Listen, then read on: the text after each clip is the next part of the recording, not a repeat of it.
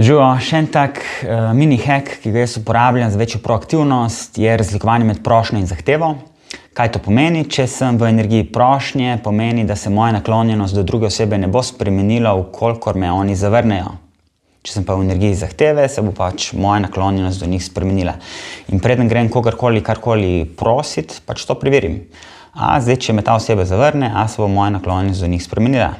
In pri tem procesu, ta proces nas vabi tudi neko globljo empatijo, se pravi, da empatiziramo z drugimi ljudmi, da se zavedamo, da oni imajo tudi neke svoje življenje, imajo neke odnose, delo, hobije, omejeno količino časa, s katero razpolagajo, in da so seveda svobodna bitja in se lahko odločijo, ali bodo z nami sodelovali ali ne, in s tem ni nič prav, pa nič ni narobe. Tudi če nas nekdo zavrne, to ne pomeni, da je karkoli narobe z našimi potrebami, še vedno je na svetu ogromno drugih možnosti, ogromno drugih ljudi, s katerimi lahko te svoje potrebe zadovoljimo.